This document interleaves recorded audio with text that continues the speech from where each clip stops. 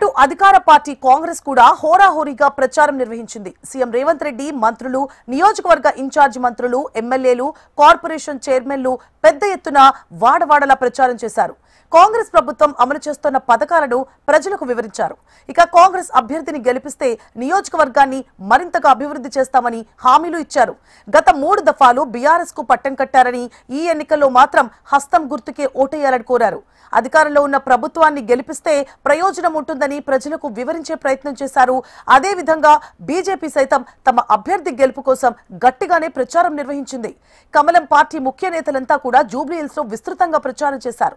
10 ఏళ్ల అధికారంలో బీఆర్ఎస్ చేసిందే లేదని, 2 ఏళ్లలో కాంగ్రెస్ హామీలు నిలబెట్టుకోలేకపోయిందని ప్రజల్లోకి తీసుకెళ్లారు.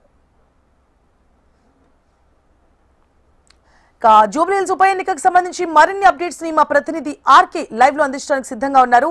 ఆర్కే, చెప్పండి, పోలింగ్ ఎలా కొనసాగుతోంది? పోలింగ్ అంటే ప్రస్తుతానికైతే మందకొడిగా సాగుతున్నట్లే కనిపిస్తోంది. ఇక ముందు ముందు పోలింగ్ శాతం పెరిగే అవకాశాలు ఎంతవరకు ఉంటాయి?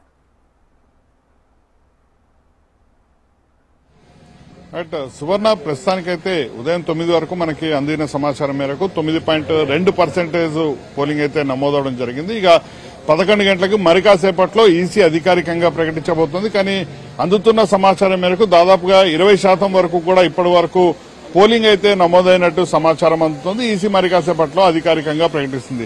దీనికి సంబంధించి కూడా ఉదయం నుంచి అన్ని పోలింగ్ కేంద్రాల వద్ద కూడా తిరుగుతున్నాం. దాదాపుగా 407 పోలింగ్ కేంద్రాల్లో, ఈ దీని 139 కేంద్రాల్లో 407 పోలింగ్ స్టేషన్లలో ప్రస్తుతానికి పోలింగ్ అయితే కొనసాగుతోంది.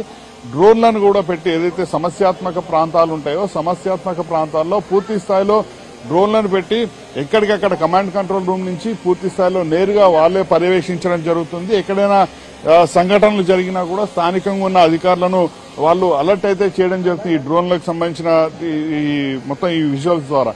ఒకసారి లోపల కూడా పోలింగ్ కి సంబంధించి కూడా ఎక్కడికక్కడ పోలింగ్ బాగానే ఉన్నారని చెప్పాల్సి ఉంటుంది. సో కాకపోతే 1 గంట తర్వాత మరి కాస్త దూకుడుగా ఉండే అవకాశం ఉంటుంది.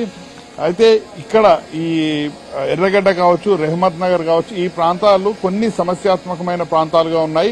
407 పోలీస్ స్టేషన్లలో దాదాపుగా 226 పోలింగ్ బూత్లు సమస్యాత్మకమైనవి ఉండడంతో అధికారులు పూర్తిస్థాయి అప్రమత్తమయ్యారు. ప్రస్తుతం మనమున్న ఏదైతే ఇప్పుడున్న ఈ పోలింగ్ బూత్ కూడా సమస్యాత్మక ప్రాంతంలోనే ఉంది. అందుకనే ఇటు సెంట్రల్ ఫోర్సుల్ని ఏర్పాటు చేయడం జరిగింది. మన స్టేట్ ఫోర్స్ కూడా పూర్తి స్థాయిలో ఉదయం నుంచి కూడా అందరూ కూడా పూర్తిగా అప్రమత్తమై ఉన్నారు. మనం పోలింగ్ కేంద్రాలకు వెళ్లిన దగ్గర పోలీసులు పూర్తిగా ప్రతి ఒక్కరిని క్షుణ్ణంగా తనిఖీ చేసి ఆ తర్వాత లోపలికైతే పంపించడం జరుగుతుంది. అధికారులు ఎవరైనా ఓటర్కి సంబంధించి వాళ్ళకి తెలియకపోతే వాళ్ళకి గైడ్ లైన్స్ కూడా అందించడం అయితే జరుగుతుంది. మరోవైపు నిన్న బాంబ్ బ్లాస్ట్ ఢిల్లీలో జరిగిన నేపథ్యంలో ఇటు పోలీస్ అధికారులు కూడా అప్రమత్తం అవడం జరిగింది. ముఖ్యంగా జాయింట్ సిపి ఇక్బాల్ కూడా ఎప్పటికప్పుడు పూర్తి స్థాయిలో ఈ భద్రతను కూడా పర్యవేక్షిస్తున్నారు.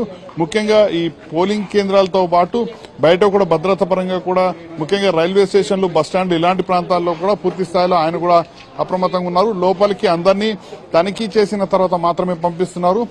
ఎవరికైనా ఎలాంటి అనుమానాలున్నా వాళ్ళకి సంబంధించి కూడా ప్రత్యేకంగా ఓటర్ అసిస్టెన్స్ బూత్లను కూడా ఈసారి ఏర్పాటు చేయడం జరిగింది. ఇప్పటికే ఎన్నికల అధికారి కర్ణన్ చాలా స్పష్టంగా చెప్పారు, ఈసారి ఓటర్ అసిస్టెంట్ బూత్లను ఏర్పాటు చేస్తాం. ఎవరైనా ఫోన్లు తీసుకొచ్చే వాళ్ళు ఉంటారో వాళ్ళకు కూడా ప్రత్యేకంగా ఇక్కడ కేంద్రాలను ఏర్పాటు చేసి వాటి ద్వారా వాళ్ళ ఫోన్లు బయట మొబైల్ పెట్టి లోపలికి వెళ్లి తమ ఓటు హక్కును వినియోగించుకోవచ్చట్టు కూడా చెప్పడం జరిగింది. ప్రస్తుతం మనం ఈ ఓటర్ అసిస్టెన్స్ బూత్లు ఏవైతే ఉన్నాయో వాటిని అయితే చూస్తున్నాం. సో ఇలాంటి బూతులు ప్రతి పోలింగ్ కేంద్రం వద్ద కూడా ఏర్పాటు చేయడం జరిగింది. ఒకటి, ఓటర్ కి సహాయం చేయడంతో పాటు వాళ్ళకి సంబంధించిన సెల్ ఫోన్స్ కావచ్చు, లేకపోతే వాళ్ళు తెచ్చే బ్యాగులు కావచ్చు, వాటన్నింటిని కూడా పూర్తి స్థాయిలో వాళ్ళు జాగ్రత్త చేయడం